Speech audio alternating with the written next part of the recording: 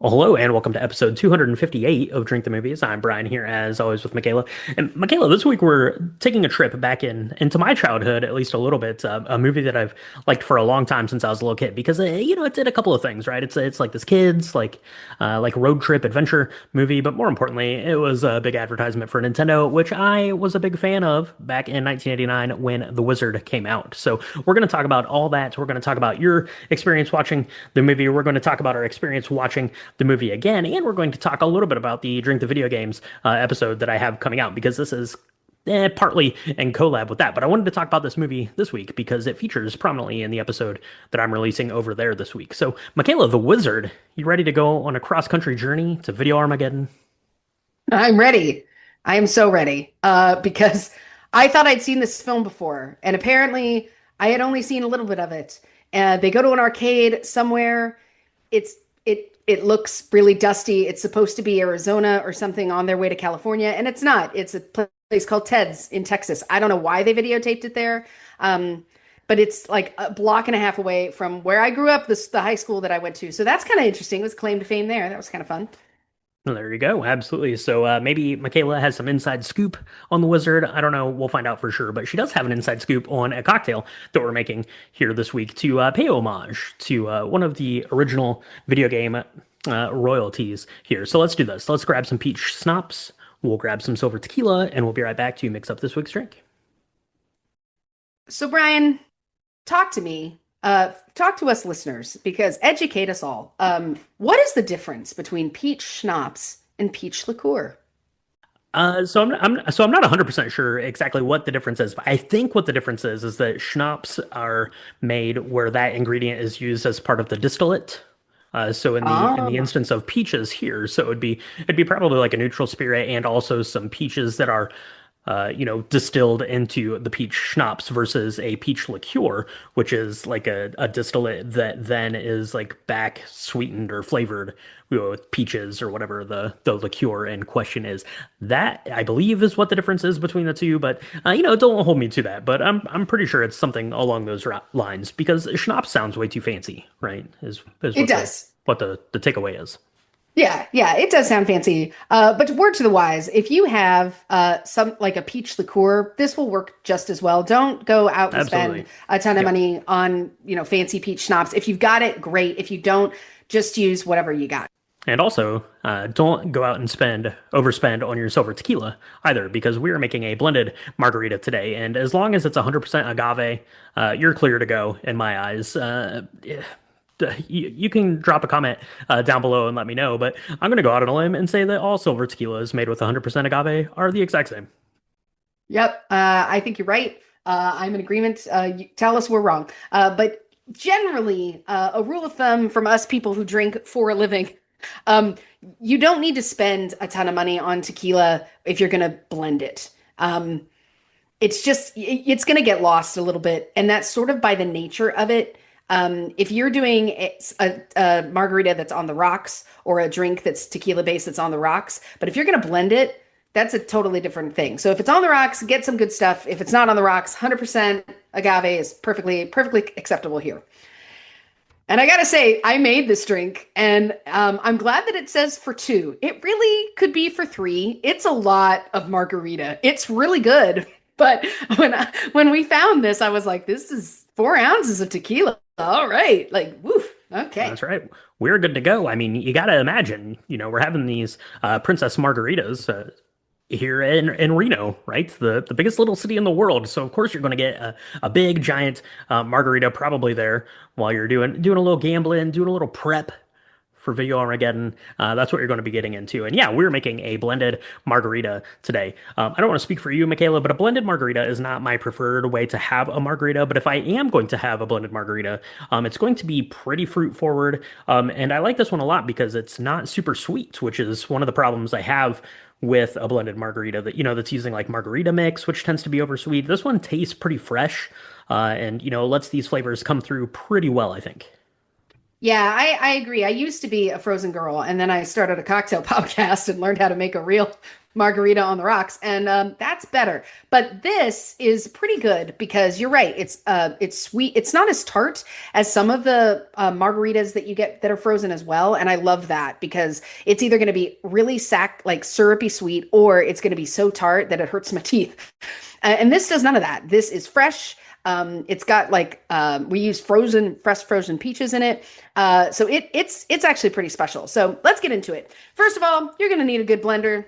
Uh, and I gotta say, Hamilton Beach blender never did me wrong. I love it so much. I don't have it anymore. I had to blend this a couple of times in my Vitamix. So Vitamix, Okay. get it together, people. You need a better blender than apparently the really ridiculous one that I purchased.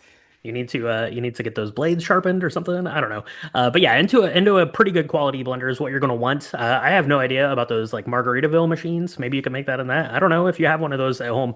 Send us a note and see if that's worth purchase here for Drink the Movies. But what we're going to do is into your blender, you're going to put in 4 ounces of the silver tequila, 2 ounces of peach schnapps or peach liqueur, 2 ounces of freshly squeezed lime juice, 1 ounce of agave nectar, and 2 cups of frozen peach slices. What I like to do if I'm making something that calls for a frozen fruit is I like to go ahead and like mix it up and then just kind of let it hang out for a little bit. So that way it kind of defrosts a little bit in the rest of that liquid, just for a couple of minutes, just to help with the, breaking up inside of the blender there. Then to that, add 1 cup of ice and let it rip. You can let it go until it is as smooth or as chunky as you like. Pretty much, and then you're going to pour it out into a couple of glasses. This recipe specifically makes two, but yeah, you could probably get three out of it, especially if you were doing maybe a couple of different flavors and you wanted to do like a little flight kind of a thing, because swap Ooh. out the peach for whatever you want to do, and you can make any other kind of thing, strawberry, banana, whatever you want to do. Go ahead and throw a straw into that, sip, and enjoy.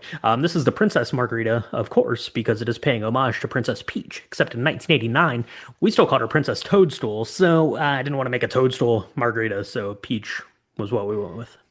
Beach is what you went with, yeah. And for those of you who don't know, I talk about it as much as I can. We cover this drink a couple of times. I pop in to give it to you today. I pop in to give it to you in Drink the Video Games, which is amazing. If you haven't checked it out, please go do so. It is now like the number one video game um, rated podcast according to Good Pods of the month, which is pretty amazing. So congratulations to you, Brian. Always Yep. always so cool to see what you got there. And it's the first time we've really connected Drink the Movies to Drink the Video Games, I think, in both the drink and talking about the movie that's connected to, all things Nintendo in 1989. So that's pretty cool. Yeah, absolutely. We've done a couple of video game things here on the podcast. We did Uncharted back in the day. We did the Super Mario Brothers movie. We did Minecraft. And this week we're talking about The Wizard. So let's do this, Michaela. Let's go ahead and take a quick break. We'll grab ourselves a Princess Margarita, and we'll come back to see the amazingness that is 1989's The Wizard. We'll be right back. Spoiler warning for The Wizard. If you've not yet seen this film, you're missing out on pretty much everything that Nintendo could throw at you in 1989. So you don't want to miss it. It's very nostalgic, but there's a lot of things that happen, and we're going to talk about it. So if you don't want it spoiled, go watch it. It's, I think, available to rent or buy on Prime. And come back, make yourself a Princess Peach margarita, and we can chat about all things The Wizard. No, that's right. Yeah, spoiler warning for The Wizard there. Absolutely. This did release in 1989, which is a very big year for Nintendo. This film was directed by Todd Holland, and it stars Fred Savage, Jenny Lewis, and Luke Edwards as the cross-country traveling trio on their way to California and Video Armageddon. Christian Slater and Beau Bridges also star there in pursuit to catch up with the Wood brothers there, right? We've got Jimmy Woods. He is the wizard. We've got what's his name? What's his name? I just watched this yesterday. We have Corey Woods, who's played by Fred Savage there, and then Dad and older brother are in pursuit, along with some other knucklehead that is in pursuit of him. So, Michaela, I just wanted to kind of give kind of like a synopsis of the movie, and then there are kind of like two fronts I thought we could talk about this on, because A, it is one part kids road trip movie, and it is also one part advertisement for Nintendo. Both of those things are absolutely true. So let's give a little synopsis here, and then we can get into some of the nitty gritty of the film. So basically, the film starts out, and we've got Jimmy, Woods, right, played by Luke Edwards. There he's this youngster. We see him like walking down the road.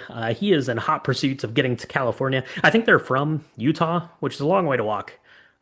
Jimmy Woods, I have to say that. But he gets picked up. I love the opening scene here of this because he's walking down the highway, right? Like the movie opens, it's like the wizard, and it's like this like long stretch of desert, and then this plane flies overhead, like perilously close to Jimmy Woods's head, which is pretty exciting way to start the film. But yeah, Jimmy wants to get to California, and his mom and stepdad are a bunch of knuckleheads. They're going to try to put him into an institution. They can't figure out what is wrong with Jimmy. And spoiler warning, there's something very, very wrong with Jimmy.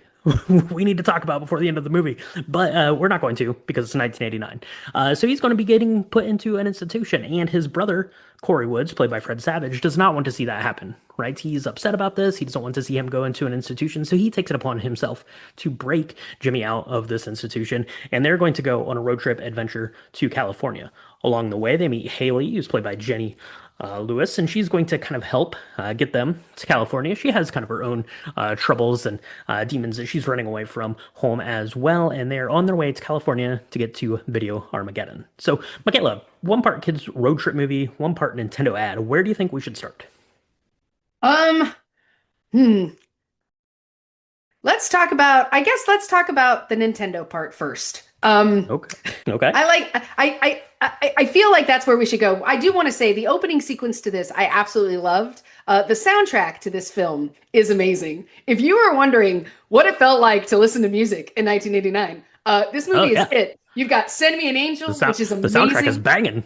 The best Yeah. video like montage song of all time. It was in Teen Wolf 2. It was in this film. It's like in three others. It's amazing. But the opening song is apparently You Don't Get Much by Bo Deans, and it is amazing. I've never Pretty heard good. it before, and I've listened to it all weekend long now. It's which is saying a lot. I was like, man, this is awesome. But also the product placement in this film is pretty incredible. It's pretty incredible. I mean, obviously you have Nintendo here, and that's kind of what the Wizard is known for, is being this, more or less, 90-minute commercial for Nintendo, and in a lot of ways it is. But yeah, there's a bunch of product placement in here, including the very first one is they get onto like a bakery truck that's like Hostess and Wonder Bread themed. Fun fact you're going to learn on the Drink the Video Games podcast this week is that the Wonder Bread is made by Ralston Purina company, right? And Ralston, who did the human food portion of that, Purina being the pet food. Ralston also made a little product called the Nintendo cereal system.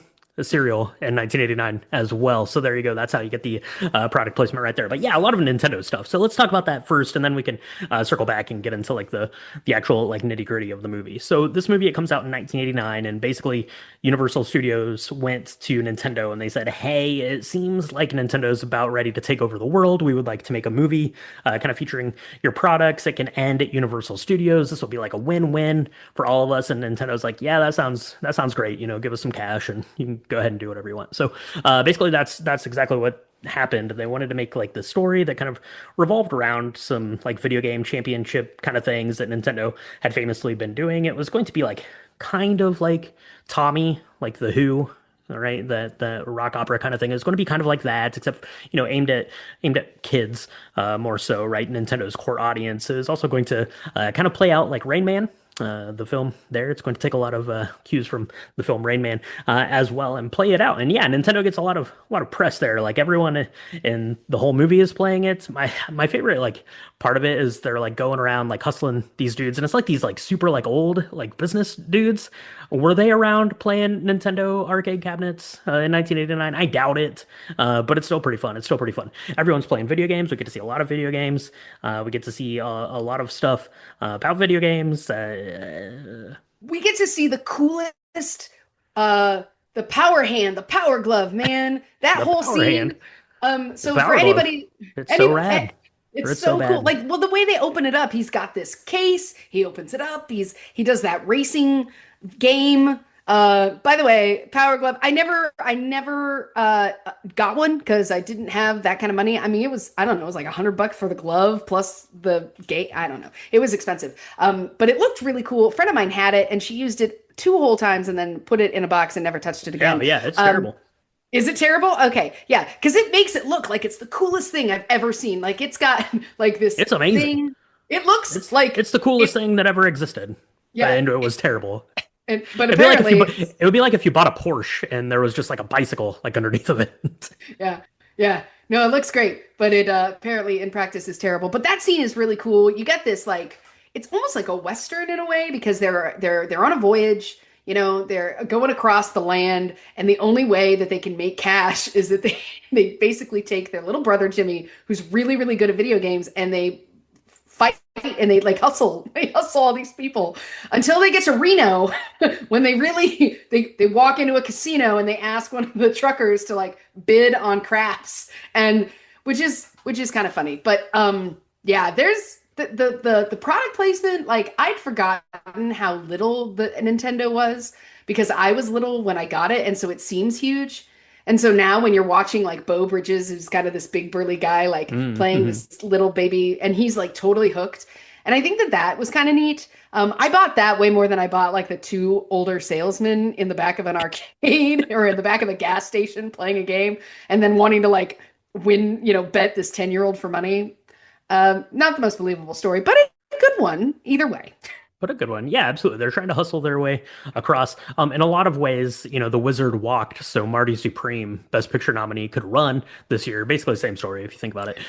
Yeah, so I mean, a lot of stuff's going on. A lot of product placement. The Power Glove is one of the big ones. The other big one was Super Mario Brothers 3. This was the first time we were seeing it in action here in the US. It had been mentioned in a couple of magazines. It actually came out in Japan in 1988. And if you are watching the movie, if you watch close enough, they're at the bottom because they're playing the Japanese version of it. So it says copyright 1988 Nintendo because it was already out in Japan there before it came out here in the United States in 1990, just about 2 months or so after this movie came out. So that's pretty exciting. So the Nintendo part of it, yeah, absolutely. When people like to say that this is a big Nintendo ad, they're absolutely correct. That is, 100% of what this is, why it exists, kind of in the first place.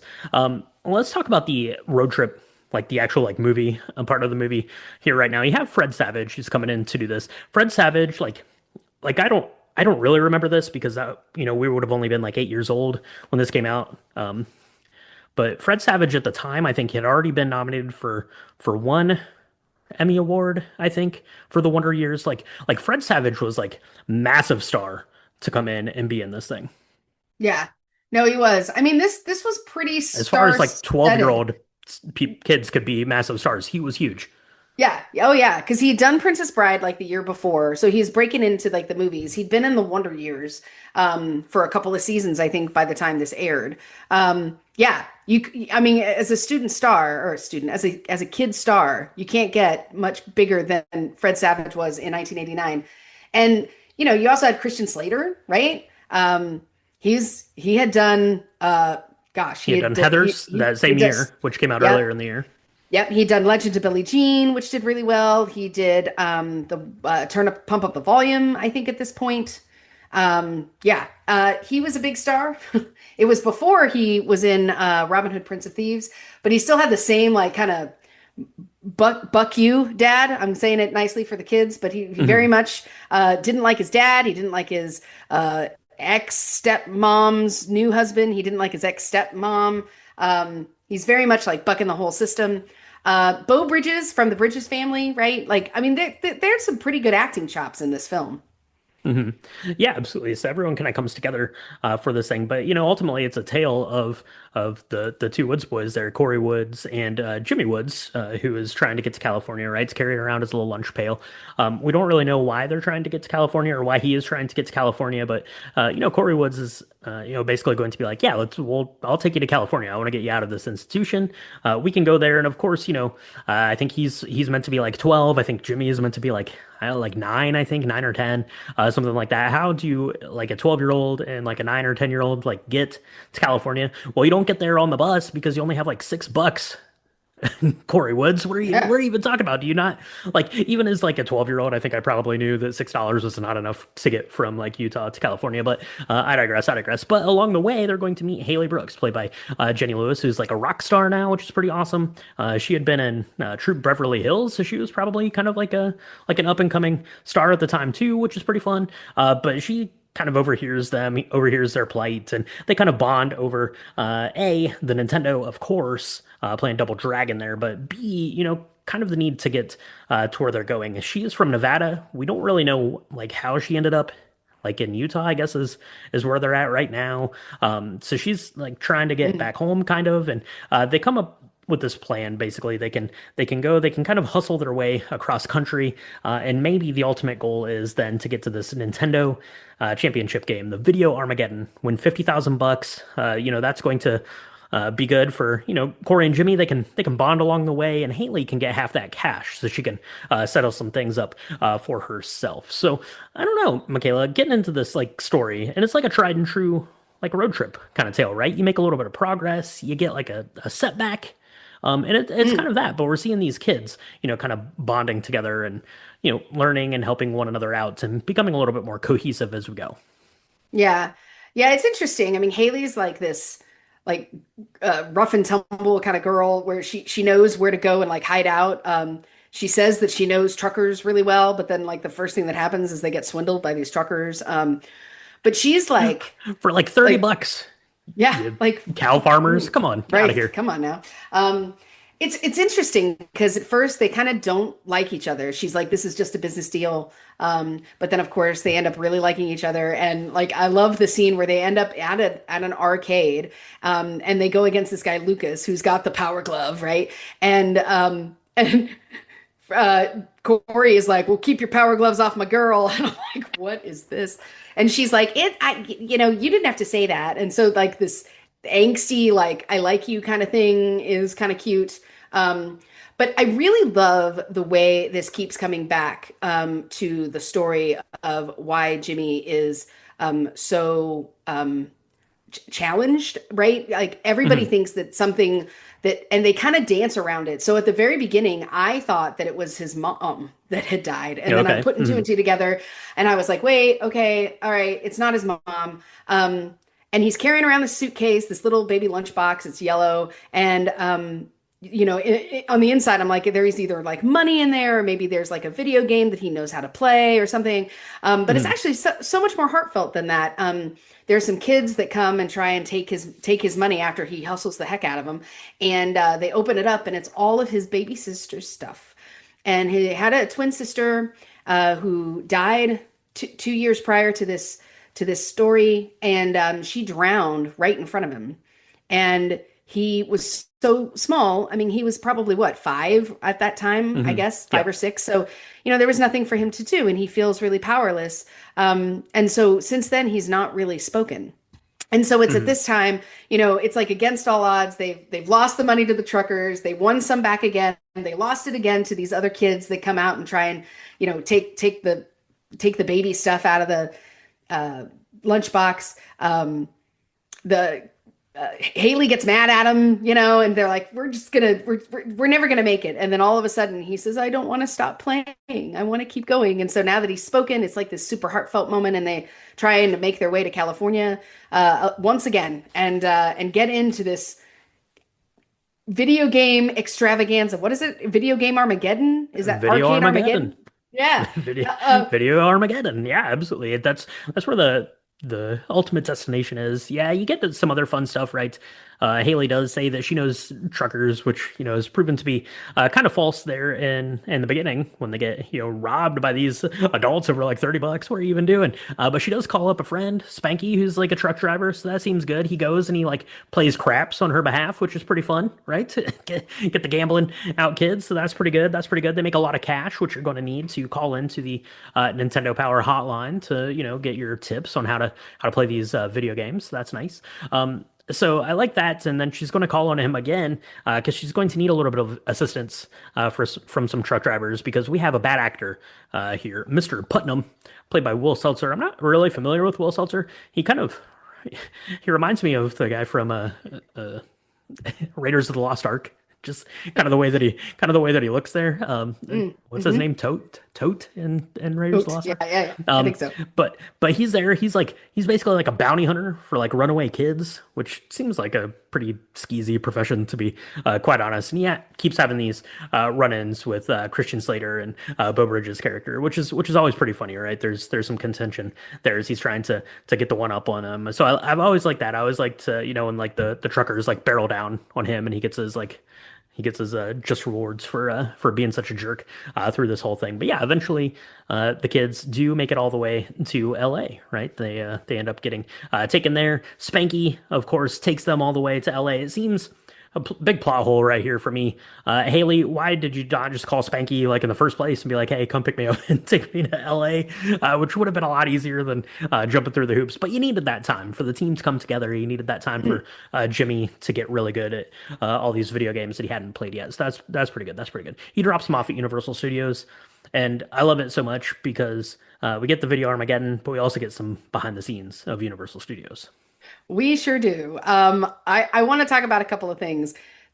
Walking through Universal Studios, I was like, oh my gosh, we've been there. And it's so funny because not much has changed. Now there's like Mario Land, and I'm not talking about that. I'm talking about the original Universal Studios Hmm. in Los Angeles. We've been, I mean, it's crazy how some of these rides look like they get in the behind the scenes of the King Kong ride, I think it is, and it's Hmm. awesome. I mean, it Yeah, it's like looks, this. It's like the studio tour ride or something. Yeah. yeah, yeah, it was really cool. Okay, and I want to talk. I have a question, and on because because they are calling this phone number. This part I absolutely loved. Because if you Mm-hmm. were born after 2000, you're gonna not believe this, but there actually were people, human beings, in this country that you could call on a number and they would answer a physical phone and they would have books around them and you would be like, I am lost. I'm lost in the woods. I'm playing oh my gosh, Adventures of Zelda. It's like, I where's the burning bush? Where is it? I can't find it. I hear that there's where's the next step? And they would walk you through what to do. And and it sounds crazy now. Now we just go to YouTube and we we can watch somebody play an entire game if we want to. But Hmm. at the time, that I thought was so cool. I was like, and I remember thinking like, how cool would it be to like work at Nintendo? Like I'm a Nintendo analyst. I'm a customer service rep for Nintendo. I know all the things about 75 games. I mean, how cool would that be? That'd be pretty cool. Because that guy seemed pretty fun that was in the movie. That was good. He also had a cool Legend of Zelda hat that I want to try to find. That was also pretty cool. Um, yeah, so they're trying to learn these games, which is good. That Spanky, is able to win a lot of money there at the craps table. Spanky did get $10 for his trouble, so that's good. Because I think he had to pay. It was like a 1-900 number or whatever that you had to pay to like call in Oh to do. It was yeah. like $2 a minute, and they're trying to get through like 70 games. But I love that. I love the little montage there of Jimmy like playing games like at the arcade. That's like of course you have the Power Glove, which is a big one. You have this Super Mario Brothers 3, which is the even bigger one. But that's just literally like a 2 minute long commercial of just like all of these like Nintendo games that had come out like that year of Yeah. 1989 pretty much. So that's pretty fun. But yeah, they get to Universal Studios and you mentioned it. They go on like this like the studio like backlot tour, whatever that like ride was called. I think it still exists at the California Universal Studios. It's no longer at the Florida one. But I think that it's cool because A, they go into it, which is awesome, but they're going into it as like part of this pursuit, right? Like the kids are being tracked down by Mr. Putnam, who is being tracked down by Sam and Nick Woods right there, like Dad and Christian Slater. So that's pretty fun. So the kids actually like jump off of the ride and they like climb down like underneath of the King Kong, and you can kind of see like how like that's working, which is really cool. Like I always thought that was cool. Like as a little kid, I thought that it was really cool. Now Mm. to get like that behind like the scenes, like kind of a thing for it, and then it's like so incredibly epic, right? Because they get onto this little like elevator thing and it drops them down. Everyone thinks that Jimmy is not going to show up to play in the final round of this video Armageddon, and then of course the big walls open up. There's a bunch of like steam and stuff like that, and there's Jimmy standing at the console just ready to go. Yellow lunch pail in hand, and he is ready to play Super Mario Brothers 3. But it doesn't all look good for young Jimmy. He dies a couple of times, which is bad. I love the little scoreboard. I don't know how they came up with it or why they decided to use it, but they're like little like knights with like little jousts, and they're like running on this TV thing. And Jimmy keeps getting knocked down, but he finds the warp whistle, which is good if you wanted to play Super Mario Brothers 3 because that's where it is. So you get to learn how to do the trick right before you even get the game. So there you go. That's a bonus. And he ends up winning, which is great. They never like make mention of this cash again at all. Like, did they get the cash? Did they have to use it to like buy the car back because they lost the car along the way? Who knows for sure? But Jimmy the Wizard Woods comes out triumphantly, which is the main thing there. Yeah. Yeah. No, he comes out. He's triumphant. And it's interesting because his father is there, his mother is there, the stepfather is there, the crazy Putnam guy is there. They finally kick him to the curb. Finally, I mean, he's such a lech. I love to hate him. He's there, and they're on their way back. Right? They're like, okay, well, it's time to go home. This was amazing. I thought it was kind of interesting that they had two other people fighting the for in the video games. There were three. There was one girl, of course. They're gonna have the girl be last. Stupid. And then there's that guy Lucas, who they're not using the power glove, so he's got to use his old school like That's thumbs right. Yeah. and figure this out like normal people. But I thought it was really cool because you know by the time this movie or this yeah the movie and the game came out, I had totally lost. Like I played Super Mario 3, but I had no idea what a big deal it was. And it was a big deal because I mean, you're going to talk about all this on Drink the Video Games, but I remember thinking it was such a big deal because it was the first time like there's a lot of secret stuff that people found out about, and I remember hearing about all that stuff from word of mouth from the wizard. So I remember someone being like, "Hey, you need the flute in order to do the warp thing, and Mhm. get into the spaces where you can jump and you win faster and stuff like that." And so I remember that, and I found that moment like really nostalgic, even though I hadn't seen it before. I was like, "Oh my God!" And if you were driving from LA to Utah, you're gonna pass. You're gonna probably go through Palm Springs, I think, because you're gonna, as you do that, you're gonna pass this giant dinosaur park that is still there today. And I know it's there because I was there 2 years ago with my kiddo. And there is a giant Brontosaurus and a giant Tyrannosaurus Rex made of metal. And Jimmy sees it and he freaks out and he's like, oh, he starts screaming. And, Jimmy's mom and stepdad are in a different car, obviously, than Corey and his brother are with the dad. I don't know how they got a car. I don't know how they got it fixed. That's a plot hole for another time. But they are all kind of caravanning, and Well, so they were they in a different. notice. Well, yeah, I don't know because they're back in a truck, so that's true. Yeah. Yeah, they're. Yep, I don't know. I don't know how it happened, but they're all kind of caravanning. So they see that Jimmy's family kind of veers off and pulls over, and so they veer off and pull over, and Jimmy runs into the brontosaurus. What we thought at the time was a brontosaurus. Now it's something Mhm. else. Scientists don't, paleontologists don't come for me. Okay, I was a kid. That's what we called it.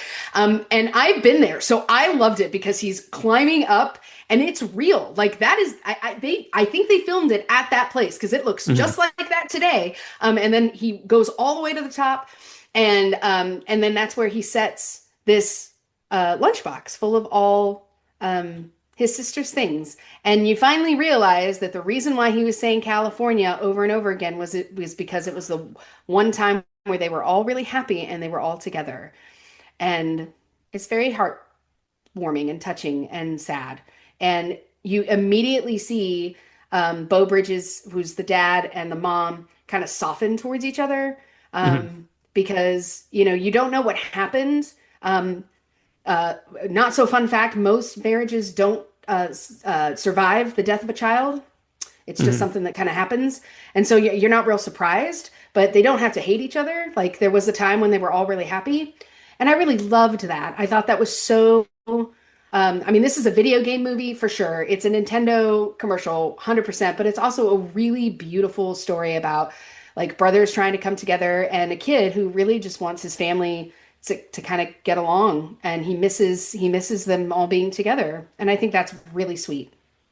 Yeah, absolutely. He gets to this dinosaur, and he kind of opens that, and Fred Savage's character like climbs up next to him and sits, and they look at the picture, and it's kind of the whole family there at this little dinosaur roadside attraction kind of a thing. Is the last time they're all together, and watching this as like an 8 or 9 year old, whenever. or whenever I would have seen it the first time.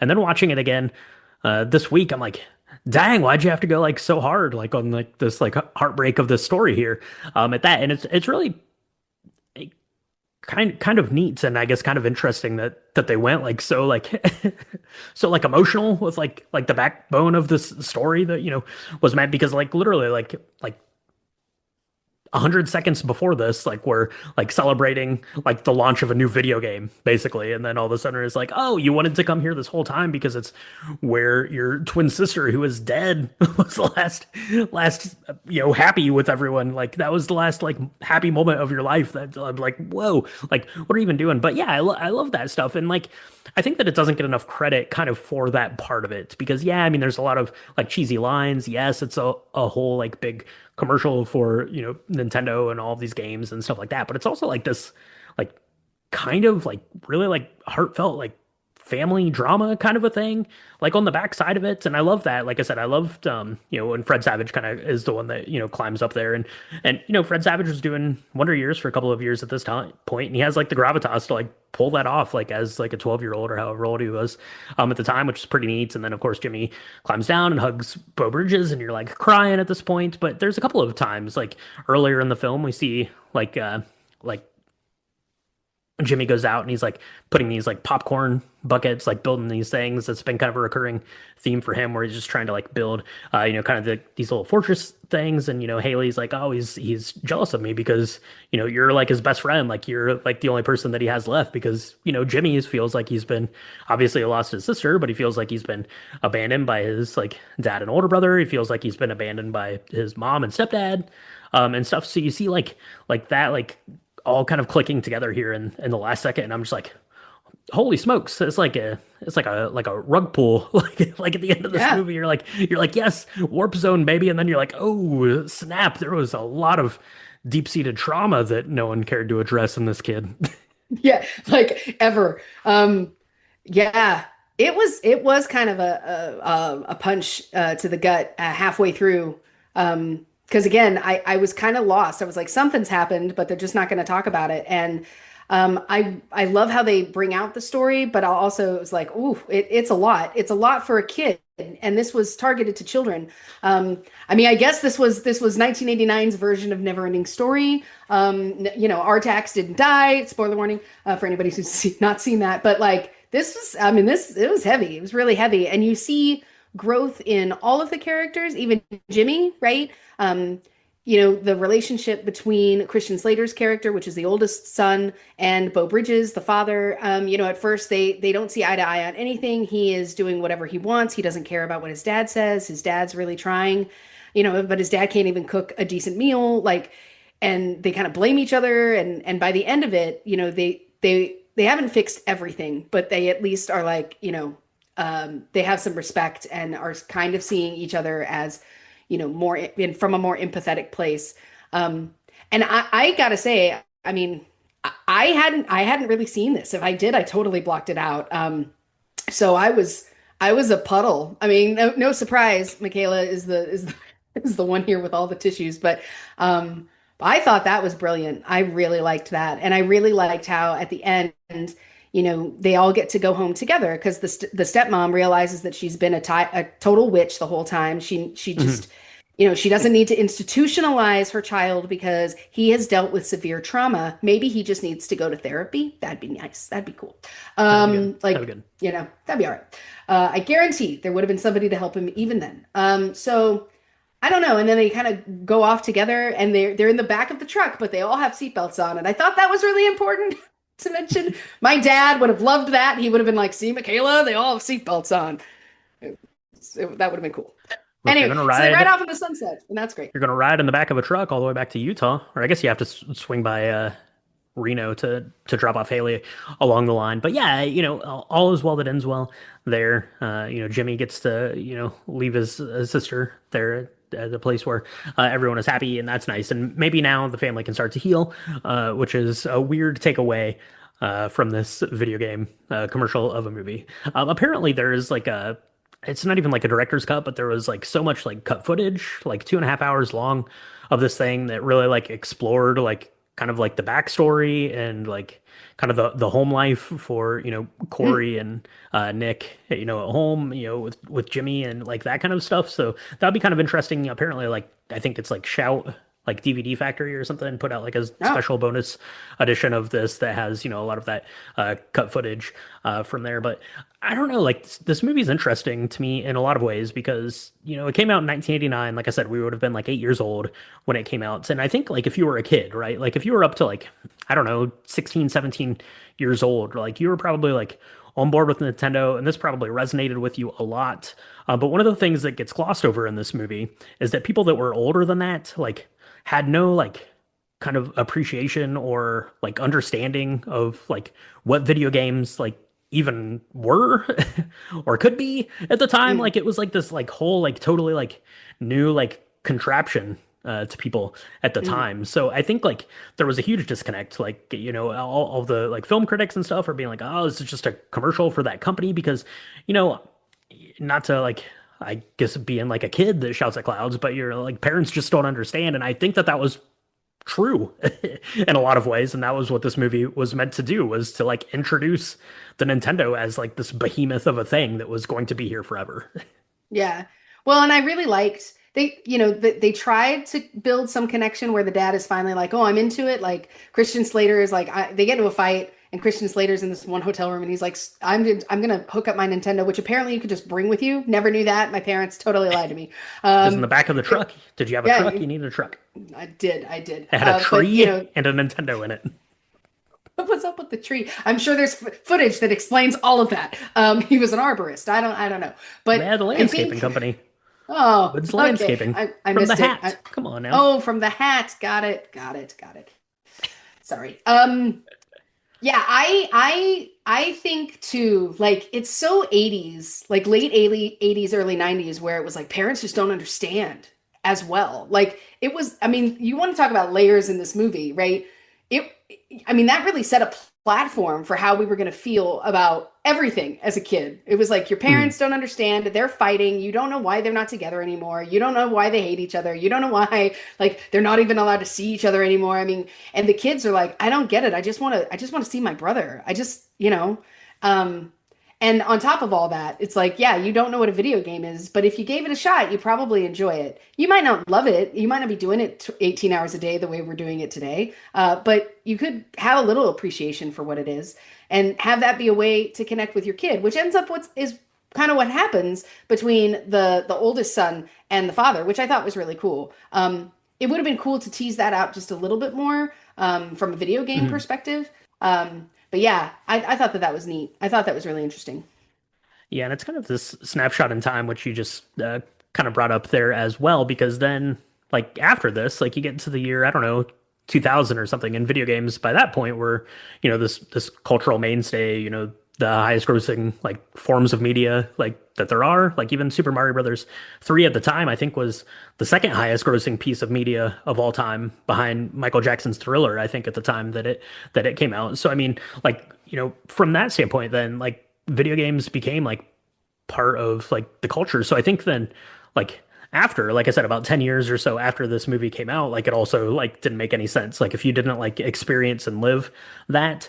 So I'd be interested to know like if like kids watch this today who are have like a completely different like understanding of what video games are, like what like media is, like how that resonates with like kids now because you and I and people that are about our age like lived this, like this was our Mm. this was the life that we lived, the world that we lived in at the time, and that world was there for about a decade, and then it completely revolutionized. And that's one of the things that I really hoped to hammer home in my episode on Drink the Video Games. 1989 of Nintendo was the year of them cementing that video games were, like I said, just this like monolithic thing that was going to exist in society from now on. So Yeah, yeah, no, absolutely. Absolutely. Well, I want to ask you a question because I don't know if I have. Talk to me about your experience with this as a kid.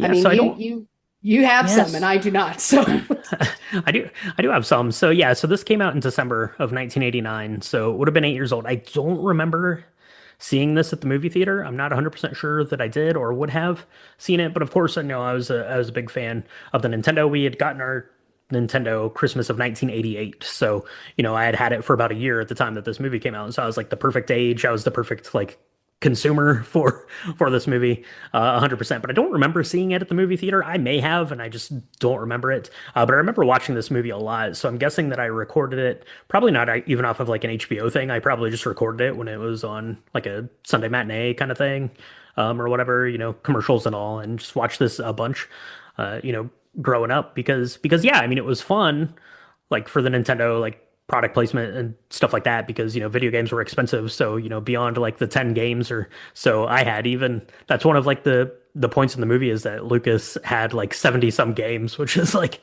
blowing your mind. Like if you're a kid, you're like 70 games, oh my God, was his parents like a billionaire, what? So like that was kind of amazing there. But I don't know, like just like the adventure of it. And in my episode, like I say, it's not like a timeless thing, like E.T. It's not, like Goonies, but like it was very like timely for 1989 of like this kid's adventures. So I mean, if you were, of that right age, if you were between Jimmy and Corey's age when this movie came out, then it probably like spoke to you as a kid and like this adventure as well. Yeah, for sure. Um, as you're saying all of that, I think it's important to note like whoever was the marketer, whoever came up with these ideas, I don't know what college you went to, but you get an A because that was the goal, right? Somebody was like, That was the goal. I want to reach a 10-year-old kid, and I want to teach them something about video games. I want them to watch my game, want to buy them. I want them to be envious of this power, the power glove, which ended up second, right? Mhm. But I also want to give them a heart and give them some empathy. Because that's really the crux of the story, right? And so I think in that sense, it's actually quite a special film. I the last couple of months, we've done nothing but watch movies that Brian loved. Maybe not nothing, but we've done a lot of watching movies that Brian loved. And it's interesting because this is probably the most emotionally charged one that we've watched. That and it's a very it's nice to see that how impactful it was on its 9-year-old little Brian. I love it. Yeah, so that is The Wizard. So it was exciting to talk about this, like I said, in collaboration with the Drink the Video Games episode that's coming out this week. And the original intention was that I was going to just kind of focus on this movie for my podcast episode over there. But then as it turned out, 1989 was just this like crazy, like marketing centric year for the Nintendo. So that kind of morphed into that. So yeah, check that out wherever you're listening to this, Drink the Video Games. You can get, kind of the whole back catalog. I do one episode a month there with, all the research and stuff like that that goes into it. So check that out. And I appreciate you taking the time to watch this week, Michaela. I hope you enjoyed it a little bit there. So yeah, that is The Wizard. And then we'll be back into all Oscar things next week. So let us know at home if you had a Nintendo, if you beat Super Mario Brothers 3, if you've ever been to Reno, Nevada. And yeah, let us know all that stuff. You can do that on our social medias. That's at Drink the Movies on Instagram, Threads, Blue Sky, and Facebook.com/Drink the Movies. If you want to see pictures of the cocktail, episode recaps, links to all the things we got going on, you can find that at drinkthemovies.com, including the Oscar Pick'em, which is live now. You can go there, make your Oscar picks, win the prize package. More information on the prize package here to come in the next couple of days as we're getting those pieces pulled together. Again, that's drinkthemovies.com.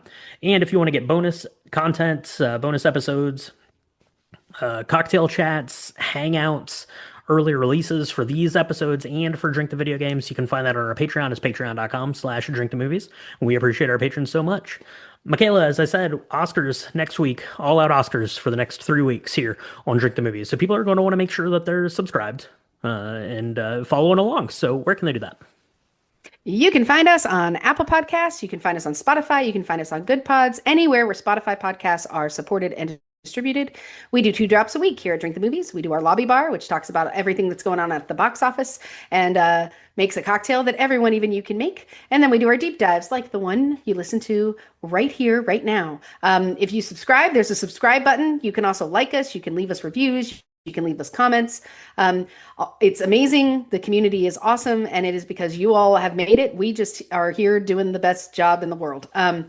Yeah, so thanks for all your support because it really helps us get all the Drink the Movies out there. And I've said it before, I'll say it again. Go look at Drink the Video Games because it's amazing. Well, thank you so much. I appreciate that. Yeah, and we appreciate everyone who has tuned in this week for The Wizard. So thank you so much, and we'll talk to you next time on Drink Drink the the movies. Movies, California. California. Thanks, Spanky.